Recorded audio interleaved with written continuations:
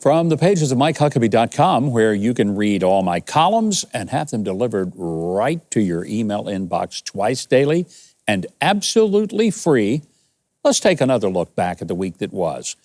And where to begin on a week like this? President Trump was impeached again by Vengeful House Democrats, making him the first president in the history of our country to be impeached twice. This time, they were in such a rush to impeach him before he leaves office next week.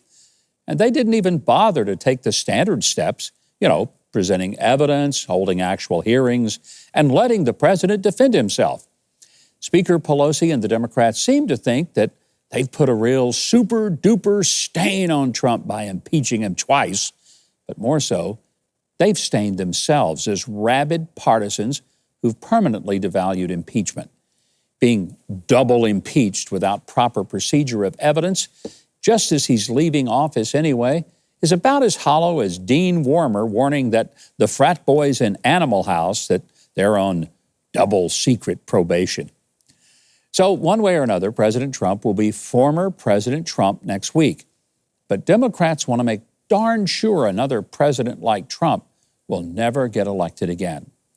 You see, House Democrats, true to their word, have introduced a resolution to pass a constitutional amendment to abolish the Electoral College and to elect the president by national popular vote. Now, the chances of this passing are pretty slim, but I did want you to be aware of it and also share their argument for why the Electoral College is obsolete. I think you'll find it to be one of the funniest things you're going to hear all week. Here it is. I quote, "The development of mass media and the internet has made information about presidential candidates easily accessible to United States citizens across the country and around the world," end quote. Now, I don't think this is a very good time to claim that we can depend upon the internet to provide a free and nonpartisan flow of information about politics. Ask all the Biden voters who somehow never heard about Hunter's laptop or the millions of former Parler users. Which brings us to what's afoot in the cesspool that is the Twitterverse. You may remember that last week I suggested rebranding to the Parlerverse. Well, in the last few days, Parler users found themselves unable to access the Twitter competitor because big tech had shut them down totally. Apple, Amazon, Google all pulled the plug, removing Parler from app stores, even from their hosting service, apparently due to immense pressure from liberal employees. Parler is now suing Amazon to get back online, but CEO John Mates says that the social network may not be able to return since so many companies now refuse to do business with them, simply out of fear that the same big tech firms could crush them too. On MikeHuckabee.com, I write about this in a lot more detail and link up an important piece from a real journalist, Glenn Greenwald. He lays out how Silicon Valley, in a show of monopolistic force, destroyed Parler. I hope you'll read it. All the more reason to subscribe to my daily newsletter. It hasn't been shut down yet. All right, back to Twitter, where I pointed out this week that CNN's airport network will cease operations, though I always thought CNN and the airport network were one and the same. Well, here's what I said. Traveling just got more tolerable. Best news since the advent of commercial air travel.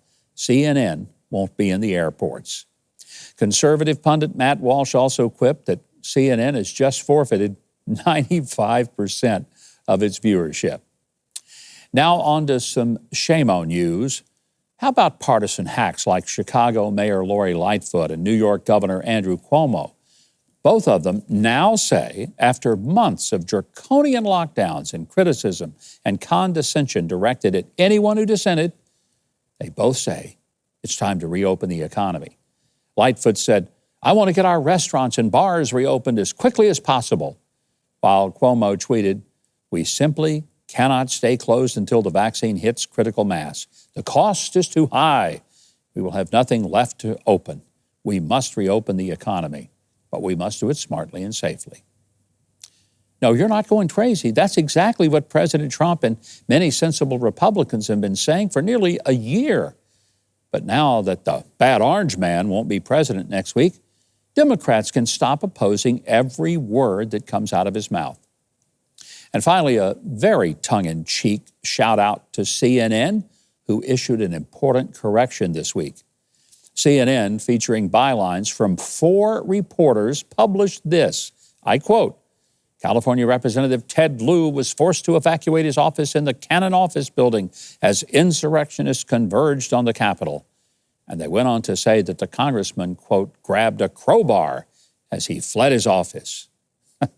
Well, in fact, CNN had to retract that misstatement because what the congressman apparently grabbed was a pro-bar, energy bar, a candy bar, if you will, not a makeshift weapon to fight off intruders. Maybe he planned to use the extra energy from consuming the pro-bar to defend himself. Well, before I go, I leave you with this fake quote from the very special Jack Dorsey, who allegedly said, "Do as I say, not as I do." And until next time, these have been the facts of the matter. Thanks so much for watching, and I hope you enjoyed that video. If you did, be sure to leave a like, then subscribe, and hit the notification bell below. Now, if you didn't like it, you ought to find a Ben Shapiro video to detox you with more facts.